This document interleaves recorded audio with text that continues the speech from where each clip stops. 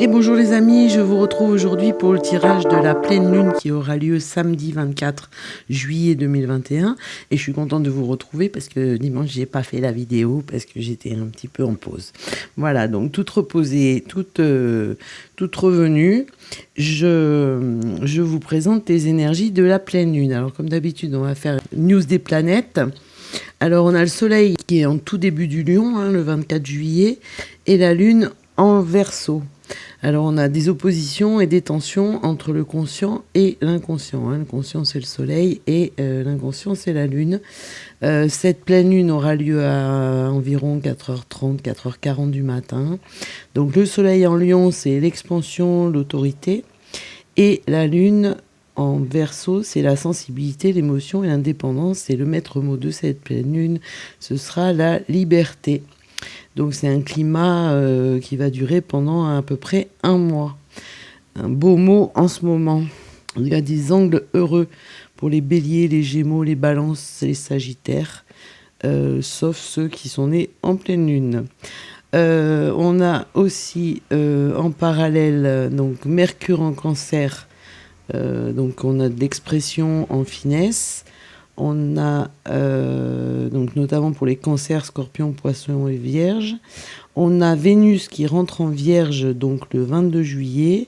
Ça, c'est un grand besoin de communiquer beaucoup plus sur le plan émotionnel. Et on a Mars en lion, donc ce qui va avoir un effet positif pour les béliers, sagittaires et lions qui vont pouvoir prendre des initiatives. Ensuite, on a Jupiter qui est très optimiste en poisson et qui aura un effet bénéfique pour les cancers, capricorne, taureau.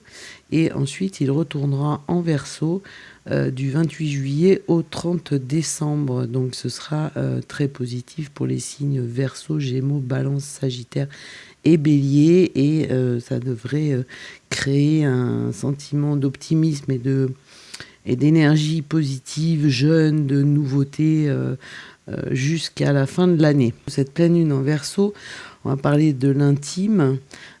Comme dit Jean-Yves Espier, quand on vit avec quelqu'un, on vit avec sa lune. Donc toujours intéressant de savoir où est la lune de la personne avec qui on vit ou de ses amis pour reconnaître des caractères. Donc la lune en Verseau, c'est l'autonomie, la volonté de lever les contraintes, les soupapes humaines. Et donc le maître mot, c'est la liberté. On aura une nouvelle lune le 8 août, donc on fera une vidéo à ce moment-là. Donc effectivement, dans ce contexte actuel, on va voir qu'on a un ciel très dissonant et beaucoup de tensions et de contrastes. On a aussi Saturne et Pluton en maison 8 qui sont la dépossession, la résistance sur le plan collectif, la foule, les changements brutaux, les grandes difficultés et les émotions en Verseau qui sont très, très agitées, avec une teinte uranienne. Donc voilà pour les news des planètes. Donc après j'ai fait le tirage avec l'oracle de la lune. Et puis comme je ne peux pas m'empêcher de faire de nouvelles acquisitions, j'ai acheté la sagesse de l'oracle. Et je crois qu'en ce moment de la sagesse on a beaucoup besoin. Beaucoup très besoin. Voilà, donc avec ce nouvel oracle qui a des cartes magnifiques et que vous découvrirez au fil des vidéos. Donc j'ai tiré une carte. Alors le jeu était mélangé, je précise. Et nous avons le Yang, le numéro 1. Cette énergie de feu, ces étoiles, qui a un visage humain dans la boule de feu et ses mains ouvertes vers quelque chose de joli, vers un ciel un peu vert qui représente l'espérance aussi, et le 1 qui est en numérologie un nouveau commencement. Donc cette carte du Yang parle de mouvement, d'activité créative, le pouvoir de faire que les choses adviennent et de passer à l'action. Donc on a tout un ensemble d'énergies qui poussent le monde en avant, la concrétisation des pensées et des désirs, un moment idéal pour agir.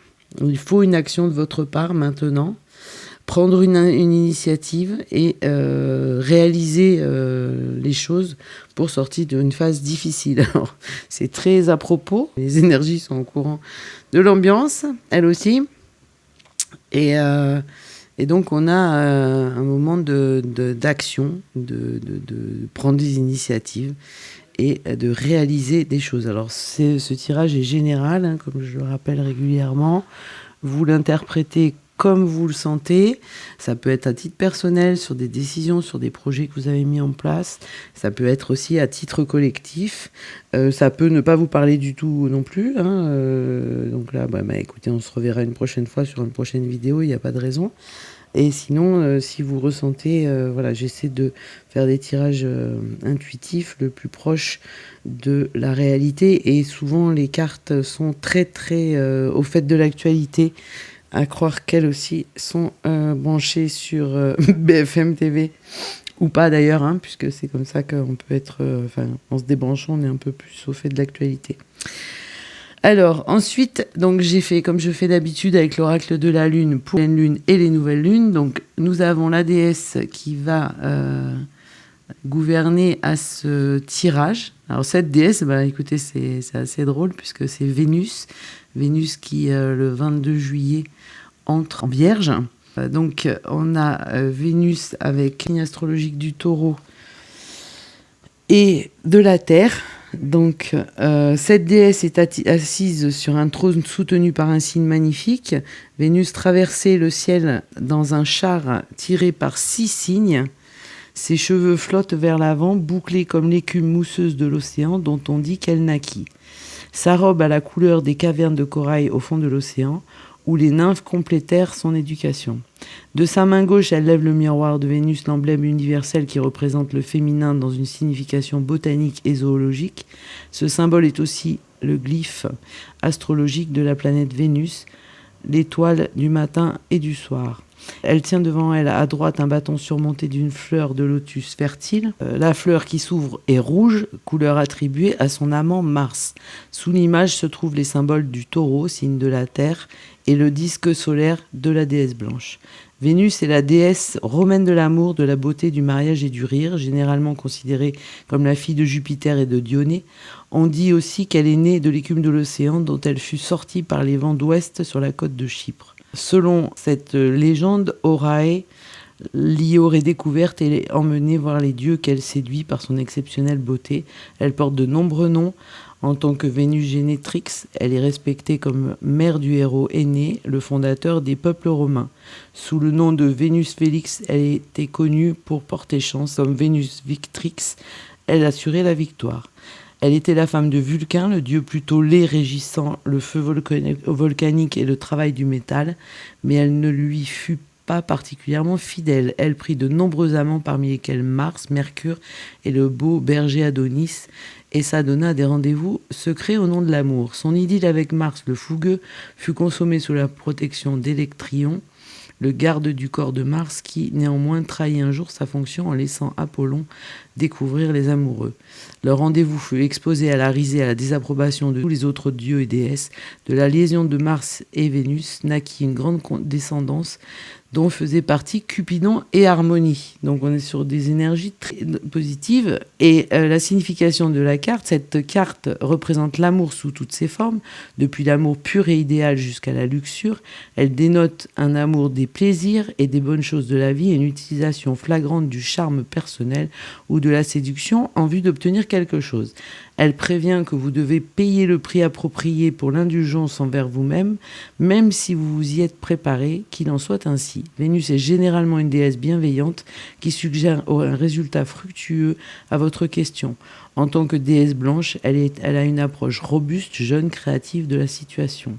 Et donc, elle vous apporte une protection tout en sensualité, en confort, avec une tendance à agir lentement et sûrement, de manière amicale. Donc voilà, pour ces énergies de Vénus, on a une énergie d'amour, de douceur. Hein, on voit d'ailleurs le sigle de Vénus. Et donc on est régi par des choses, mais je vous dis, ça a plus grande idylle, hein, comme le dit le livret qui accompagne le jeu, c'est avec Mars. Donc il y a aussi une volonté d'adoucir l'action et de soutenir l'action. Donc voilà pour ce qui est de la déesse qui va nous accompagner sur ce tirage. Donc, pour les mentions, donc nous avons le duel, le prisonnier et le cavalier, et sur les périodes de la lune, nous avons les concessions, l'isolement et la responsabilité.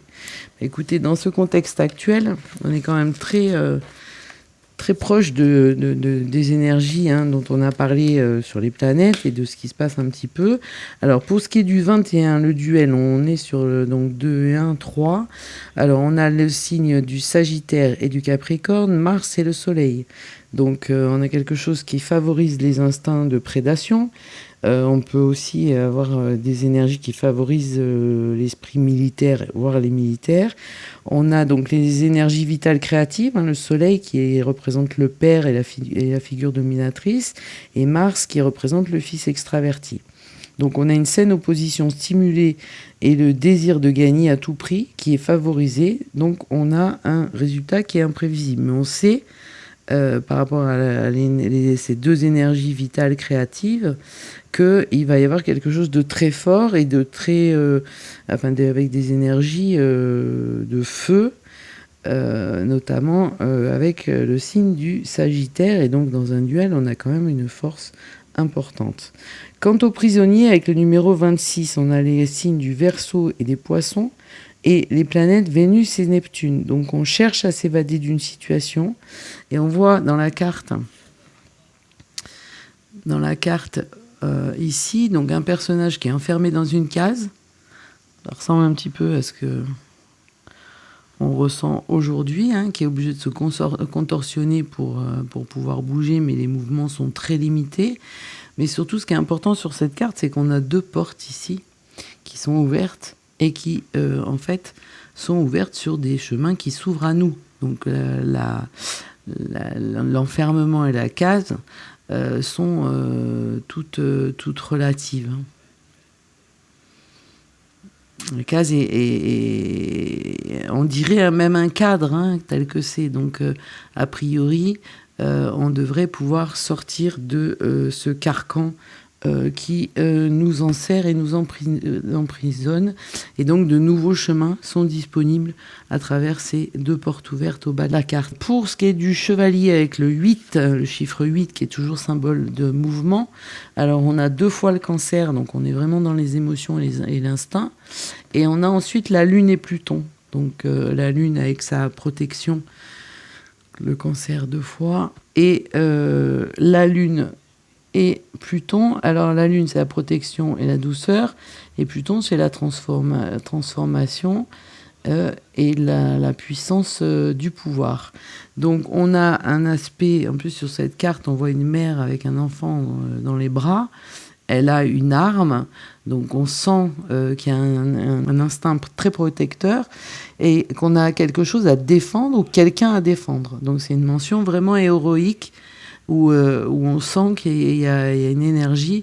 On va se protéger contre quelque chose qui ne nous convient pas. Ensuite, on a donc la protection de la mère animale avec son enfant. C'est vraiment la représentation de ça. Et le pouvoir de Pluton renforce la douceur de la lune émotive, puisqu'on est vraiment avec 2 fois le symbole du cancer. On a vraiment cette émotion très exacerbée.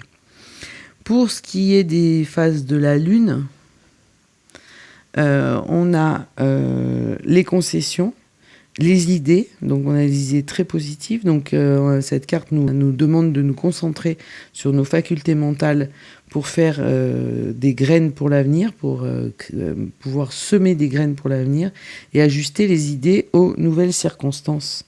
Donc ça aussi, c'est très d'actualité avec cette fleur qui est rouge elle aussi et qui va porter ses fruits une fois qu'elle aura poussé. Ensuite, on a de nouveau le 8, en signe d'eau. Donc on a un isolement, un retrait par rapport à l'expression des sentiments. On sent aussi à travers cette carte qu'on a un sentiment que notre propre nature est en danger et qu'on a besoin d'un désengagement par rapport aux demandes et à l'expression des besoins des autres pour se concentrer sur soi. Alors est-ce qu'il y a besoin aussi de s'isoler par rapport à des annonces toujours plus délirantes et complètement insensées et irrationnelles. Et après, on arrive sur la carte du fruit avec la responsabilité, donc là qui nous amènerait vers une analyse productive des gains financiers dans un premier temps et à réfléchir sur ce que l'on veut faire avec ce que l'on a engrangé. Donc il peut y avoir un gain matériel issu des efforts du passé, mais on nous appelle aussi, cette carte nous demande de prendre nos responsabilités et peut-être que ce retrait nécessaire va nous amener à une réflexion profonde. Et ce qui est drôle, c'est que si on regarde les cartes, donc le duel est au-dessus des concessions, prisonnier au-dessus de l'isolement et responsabilité en dessous du chevalier. Donc on a une cohérence aussi dans ces cartes. Donc pour résumer l'ambiance de cette pleine lune, on a quand même une pleine lune qui va être assez forte, mais comme toutes les pleines lunes, puisqu'on a une opposition Soleil-Lune, mais elle est quand même sous le signe de l'amour, avec Vénus qui rentre en Vierge. Alors Vénus en Vierge, c'est aussi tout ce qui est santé, protection, s'occuper des autres, tous les métiers qui sont portés sur le fait de faire du bien aux autres ou leur porter secours ou s'occuper d'eux. Mais on sent que face, alors je pense que c'est aussi donc il y a un combat qui va débuter et qui va devoir être mené. Il y a des concessions à faire, mais des deux côtés. Dans un duel, il y a des concessions à faire des deux côtés pour arriver à quelque chose d'équilibré et de cohérent.